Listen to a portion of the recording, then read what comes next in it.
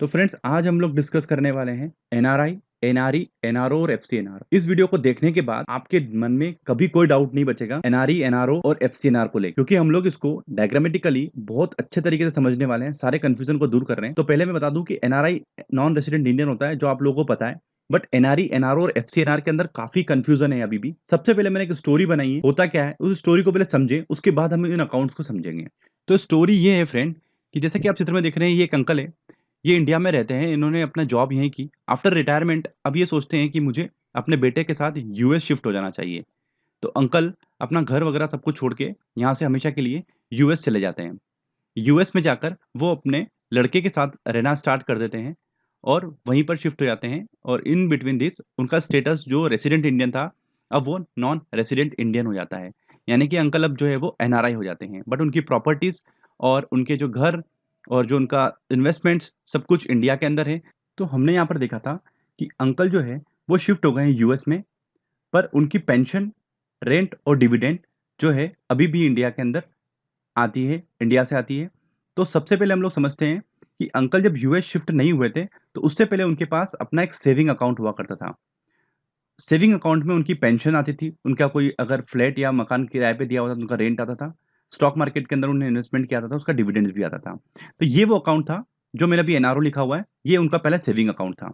जब वो शिफ्ट हो गए और उनका स्टेटस चेंज हो गया, एनआरआई हो गए, तो अंकल का ये अकाउंट वो चाहे तो एनआरओ में कन्वर्ट करा सकते हैं, या फिर बैंक उसको एनआरओ में कन्वर्ट कर देती है जब आपका स्टेटस चेंज हो जाता है।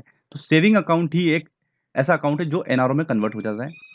तो इनको अलग से एक एनआरओ अकाउंट ओपन करने की जरूरत नहीं है। Saving account can be converted into NRO account. अब एनआरओ का मतलब होता है नॉन रेसिडेंट ऑर्डिनरी अकाउंट। अब इसके अंदर क्या होता है, जो भी आप रुपीज में यहाँ पर अर्न करते हैं, इंडिया की इनकम वो यहाँ पर डिपॉजिट होती है। तो इनकम अर्नड फ्रॉम इंडिया वो डिपॉजिट हो जाएगी यहाँ पर, आपकी पेंशन हुई वो भी यहाँ पर आ जाएगी। अंकल जब यूएस में फ्री थे, तो उन्होंने सोचा कि मैं कुछ पार्ट टाइम वर्क करके कुछ डॉलर्स और बना लेता हूँ, कुछ डॉलर्स और कमा लेता हूँ। तो जब वो डॉलर कमाने लगे और उन्होंने सोचा कि इस डॉलर को मैं अपने सेविंग्स अकाउंट में ट्रांसफर कर देता हूँ। अभी तक उनको एनआरई और एफसीएनआर के बारे में कुछ पता नहीं था।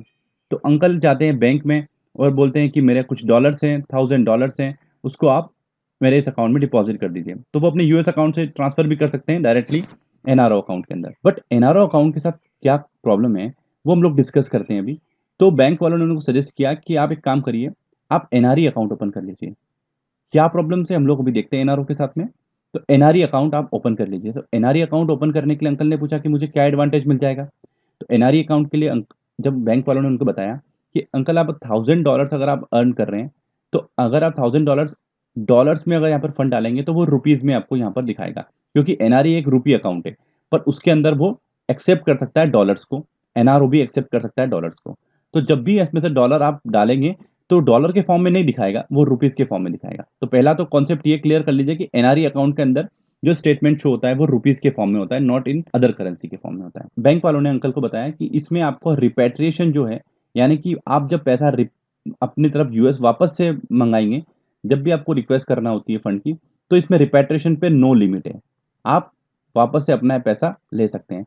बट एनआरओ अकाउंट के साथ कुछ लिमिट्स है, वो हम लोग देखते हैं अभी। उसके बाद इस पे जो आप इनकम अर्न करेंगे, इनकम कैसे, आपको कुछ इंटरेस्ट मिलेगा। तो इस पे जो इंटरेस्ट मिलेगा वो टैक्स फ्री है, आपको उस पे कोई टैक्स देने की ज़रूरत नहीं है। बट एनआरओ अकाउंट के साथ कुछ टैक्स की लिमिट्स है, वो भी हम लोग अभी देखने वाले हैं। तो अंकल को लगा नहीं यार, मुझे नॉन रेसिडेंट एक्सटर्नल अकाउंट ही ओपन करना चाहिए। तो अंकल अब non resident external account open कर लेते हैं। तो अंकल के दिमाग में आता है कि यार इंडिया से मैं कुछ रुपीज़ लाया था, तो क्या वो मैं डिपॉज़िट कर सकता हूँ रुपीज़ के फॉर्म में एनआरई अकाउंट के अंदर? दोस्तों इसको बड़ा ध्यान से समझना, क्या मैं एनआरई अकाउंट के अंदर रुपीज़ के अंदर डिपॉज़िट कर सकता हूँ? तो इसका आंसर है नो। आप एनआरई अकाउंट के अंदर बाहर से रुपीज़ के फॉर्म में डिपॉज़िट नहीं कर सकते। ये अदर करेंसी को एक्सेप्ट करेगा, बट शो करेगा वो रुपीज़ के फॉर्म में। पर अंकल को लगता है नहीं यार, मैं डॉलर कमा रहा हूँ, मुझे एफडी करना है या फिक्स्ड डिपॉज़िट करना है, कुछ भी करना है, तो मुझे डॉलर के फॉर्म में ही करना है। बैंक वाले सजेस्ट करते हैं एक काम करिए आप, हमारे पास एफसीएनआर, ये सारी जो बात हो रही है वो इंडिया की बैंक्स की हो रही है। तो उनके पास एफसीएनआर अकाउंट है। एफसीएनआर अकाउंट के अंदर अच्छी बात ये है कि इसमें जो आपका जो भी करेंसी में आप डिपॉज़िट करते हो, उसी करेंसी के फॉर्म में यहाँ पर वो शो करता है। वो करेंसी को कन्वर्ट नहीं करता है। तो आप इसमें एफडी करा सकते हैं, फिक्स्ड डिपॉज़िट। उसकी एक कुछ लिमिट्स होती है। इसमें कोई टीडीएस जैसा नियम नहीं होता है, जैसे इंडिया के अंदर हमारे पास टीडीएस पे एक लिमिट होती है 10,000 की। ऐसी कोई लिमिट नहीं होती है। इसमें आपका टीडीएस एप्लीकेबल जरूर होगा। अंकल को लगता है नहीं यार, मुझे अगर कुछ जो भी डॉलर्स में मैं अर्न कर रहा हूँ वो अगर मुझे रखना है उसी फॉर्म में, तो वो उनके लिए एफसीएनआर अकाउंट ठीक है। उसके बाद अब बात करते हैं हम लोग कि एनआरओ अकाउंट के साथ क्या दिक्कत, बात करते हैं एनआरओ अकाउंट में क्या परेशानी हो रही थी। देखिए, जो इंडिया से इनकम अर्न करते हैं, जैसे कि पेंशन हुई, रेंट हुआ, डिविडेंड्स हुआ, ये सब तो डिपॉजिट हो जाएगा आपका एनआरओ अकाउंट के अंदर। बट आप चाहते हैं कि मैं यूएस से जो भी अर्न करूं या फॉरेन करेंसी में जो भी अर्न करूं उसको भी मैं डिपॉजिट कर दूं एनआरओ अकाउंट में, तो पॉसिबल है। आप यहाँ पर डॉलर डिपॉजिट करेंगे, ये रुपी के फॉर्म में कन्वर्ट करके आपको अकाउंट में शो कर देगा। बट इसमें इशू ये चीज का है कि इसमें जब रिपेट्रिएशन करते हैं, जब रिपेट्रिएशन हम लोग करेंगे तो यहाँ पर एक लिमिट है आरबीआई के द्वारा। आरबीआई एक लिमिट लगा के रखता है कि एक फाइनेंशियल ईयर में वो जो लिमिट है, वो कितना आप अपना पैसे को वापस मंगवा सकते हैं अपने जहां भी आप फॉरेन में रह रहे हैं। तो उसकी लिमिट है 1 मिलियन यूएसडी। 1 मिलियन यूएसडी तक ही आप अपने एनआरओ अकाउंट से बाहर पैसा भिजवा सकते हैं। तो ये लिमिट का इशू है इसके अंदर। दूसरी बात इसमें ये है कि इसमें जो टीडीएस होता है, वो टीडीएस जो है वो 30% होता है। यानी कि सपोज करते हैं कि आप यहाँ पर 1 लाख रुपए का इंटरेस्ट कमा रहे हैं सालाना, तो उस पे आपको 30% टीडीएस देना पड़ेगा, जो कि बहुत ज्यादा है। तो इसीलिए अंकल के लिए एफसीएनआर अकाउंट ज्यादा ठीक रहा, क्योंकि अगर वो एफसीएनआर अकाउंट में नहीं कराते और एनआरओ अकाउंट के अंदर वो एफडी करवा देते हैं, तो एनआरओ अकाउंट के अंदर बैंक एफडी तो कर देती, बट उनको 30% टीडीएस लग जाता। तो वो भी एक बहुत ज्यादा अमाउंट बन जाता है, और उसमें कोई लिमिट भी नहीं है कि 10,000 तक आपको कोई छूट मिल जाएगी। तो ये भी एक इसके अंदर ड्रॉबैक है। तो इसलिए बैंक वालों ने उनको सजेस्ट किया कि आप एनआरओ अकाउंट के बदले आप या तो एनआरई अकाउंट ओपन कर लीजिए या फिर एफसीएनआर अकाउंट ओपन कर लीजिए। बट इन इनकम का हम कुछ नहीं कर सकते। जो पेंशन, रेंट और डिविडेंड से आएगी वो बाय डिफॉल्ट इसी अकाउंट में क्रेडिट होगी। सो हम लोग अब ये देखते हैं कि funds transfer between the account. NRE account से एनआरई अकाउंट में मैं ट्रांसफर कर सकता हूँ, एनआरई से मैं एनआरओ में ट्रांसफर कर सकता हूँ। बट एनआरओ अकाउंट से मैं एनआरई में ट्रांसफर नहीं कर सकता, ये पॉसिबल नहीं हो पाता है। एनआरओ से एनआरओ में ट्रांसफर जरूर हो जाएगा। सो एनआरई से मैं एनआरई अकाउंट में ट्रांसफर कर सकता हूँ, एनआरई से मैं एनआरओ अकाउंट में भी कर सकता हूँ, एनआरओ से एनआरओ भी कर सकता हूँ, बट एनआरओ अकाउंट से एनआरई अकाउंट के अंदर ट्रांसफर नहीं हो पाता है।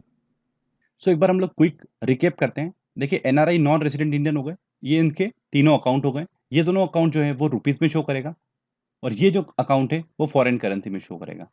तो एनआरई के अंदर आप बाहर से पैसा भेज सकते हैं जिसपे आपको इनकम पे टैक्स नहीं लगता है। एनआरओ के अंदर आपको 30% का टैक्स लग रहा था। जो भी इनकम आप अर्न करेंगे इंडिया से वो सारा आएगा एनआरओ अकाउंट के अंदर, और जो भी आप अर्न करेंगे फॉरेन से आप एनआरओ के अंदर सेंड कर सकते हैं, एनआरई के अंदर सेंड कर सकते हैं, और एफसीएनआर के अंदर भी सेंड कर सकते हैं। तो आई होप कि आप लोगों को इसका कंसेप्ट क्लियर समझ में आया होगा। तो अगर आपको ये वीडियो पसंद आया तो प्लीज़ इस चैनल को सब्सक्राइब करें, वीडियो को लाइक करें, शेयर करना ना भूलें। कमेंट करके मुझे बताएं कि आपको ये वीडियो कैसा लगा। मिलते हैं दोस्तों अगले वीडियो में। Thanks, bye bye.